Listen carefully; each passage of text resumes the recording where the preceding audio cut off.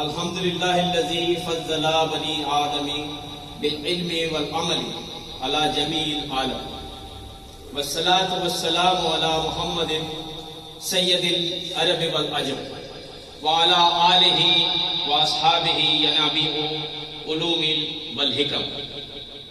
تمام تعریفیں اللہ عز و جل کے لیے جس نے علم و عمل کے سبب بنی آدم کو تمام عالم پر فضیلت دی۔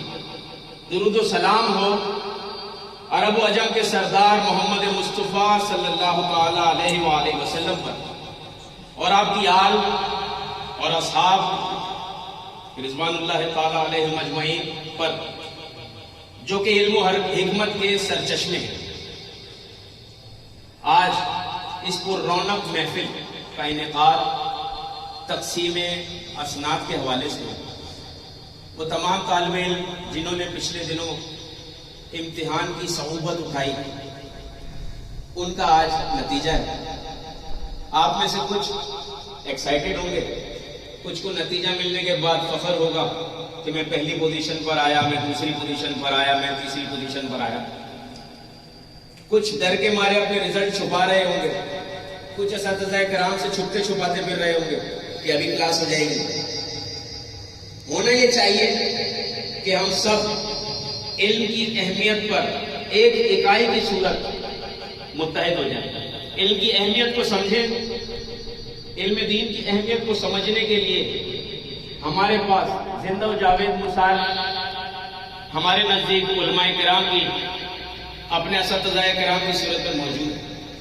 ہمیں اپنے تمام اساتذہ کرام کا اس قدر مشکور ہونا چاہیے جس کی کوئی انتہا نہیں، کیونکہ یہ وہ علم کے سرچشمے ہیں جن کی بدولت ہم علم دین کی روشنی سے اپنے آپ کو منور کر رہے ہیں، اور انشاءاللہ بہت جلد منور ہو کر پورے علاقے کو منور کریں گے انشاءاللہ۔ میں نے بہت سے طلبہ کو دیکھا کہ جو علم حاصل کرنے کی کوشش تو کرتے ہیں لیکن مقصود تک نہیں پہنچ پا رہے، علم کے فوائد و ثمرات سے محروم رہنا چاہتے ہیں۔ کیا ایسا ہے؟ نہیں۔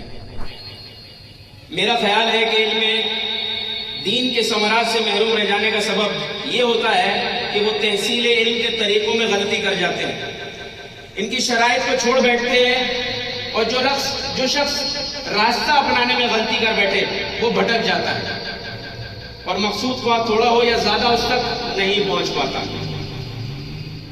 طلبہ کرام کے تمام کو چاہیے کہ اپنا قبلہ درست کریں، مگر اس وقت بالخصوص طلبہ سے مخاطب ہوتے ہوئے کہہ رہا ہوں کہ طلبہ کو چاہیے کہ اپنا قبلہ درست کریں۔ کس صورت؟ کچھ طالب علم جن سے میں نے سنا کہ وہ والد صاحب کے ڈر کی وجہ سے آتے ہیں کہ والد صاحب برا بھلا کہیں گے، انہوں نے زبردستی ڈال دیا، اپنی نیت درست نہیں کریں گے، اس کا ثواب نہیں ملے گا، کیونکہ انما الاعمال بالنیات۔ کچھ طالب علموں کے منہ سے میں نے یہ بھی سنا کہ یہاں بیٹھے بیٹھے پڑھتے پڑھتے تھک جاتے ہیں، فزیکل ایکٹیویٹی بھی ضروری ہونی چاہیے۔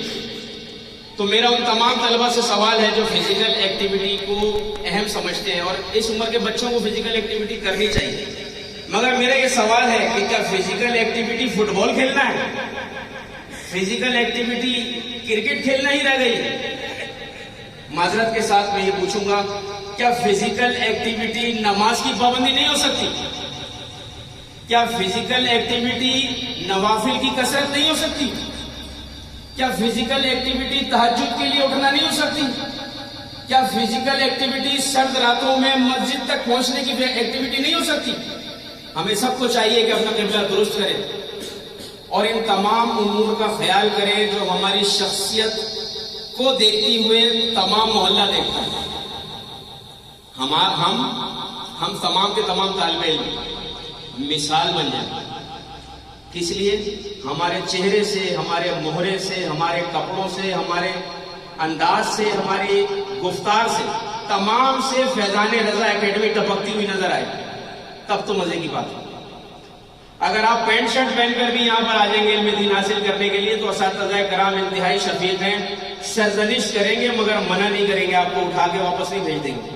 مگر جو ایک اسلوب ہے کہ جبہ پہنے، چہرے پر داڑھی شریف سجی ہوئی ہو، امامہ لگا ہوا ہو، تاکہ پتہ لگے کہ ہاں علم دین کا مسافر آیا، علم دین وہ اس محفل میں بیٹھنے کے لیے آیا جس کے لیے حضور پرنور صلی اللہ تعالیٰ علیہ وآلہ وسلم نے فرمایا کہ 70,000 فرشتے اپنے پروں سے اس محفل کو ڈھانپ لیتے ہیں جہاں علم دین کی بات ہو رہی ہے۔ تو اس محفل میں بیٹھے اور اس کے آداب کا خیال نہ کریں، یہ کیسے ہو سکتا ہے؟ نہایت ہی قبیح عمل ہے کہ اگر ہم اس محفل میں بیٹھیں اور اس کے اسلوب کو نہ سمجھیں۔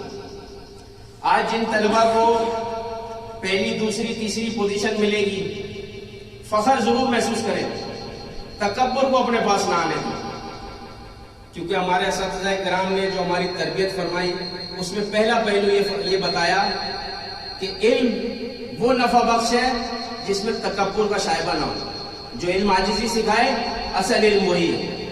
اگر آپ پہلی دوسری تیسری پوزیشن حاصل کر کے یا کامیاب ہونے کے بعد تکبر کا شکار ہو گئے اور اپنے کمزور طلبہ جو تعلیم میں کمزور ہیں یا جن کو ضرورت ہے کہ جن کا ذہن تھوڑا سا کمزور ہے، جن کو اگر آپ بار بار پڑھائیں تو وہ سیکھ جائیں گے، اگر ان پہ محنت نہ کی تو بیکار ہو جائے۔ ایک چھوٹی سی حکایت سنا دوں۔ ایک کسان کے گھر میں چوہا رہتا تھا بل بنا کر۔ کسان اور اس کی بیوی بہت پریشان تھے کہ چوہا ہمارا سارا اناج کھا جاتا ہے، آدھے سے زیادہ اناج کھا جاتا ہے، بہت پریشان تھے۔ ایک دن کسان چوہے دان خرید لایا اور اپنی بیوی کو کہا کہ بک بھری دیکھ میں تیرے لیے یہ چوہے دان لے آیا، جس پریشانی کا تو شکار تھی آج چوہا شکار ہو جائے گا۔ چوہے نے سن لی بات، چوہا بھاگا کسان کے اپنے پالتو مرغے کے پاس گیا کہ مرغے بھائی بہت پریشان ہوں، چوہے دان آ گئے، کچھ کرو۔ تو مرغے نے کہا میرا کیا لگے بھائی، چوہے دان آیا، چوہے کے لیے آیا، تو اپنی فکر کر۔ چوہا گھبرا گیا اور مزید بھاگا کسان کے پالتو بکرے کے پاس گیا کہ بکرے بھائی بہت پریشانی ہے، چوہے دان آ گیا۔ بکرے نے کہا میرا کیا لگے بھائی، چوہے دان چوہے کے لیے آیا۔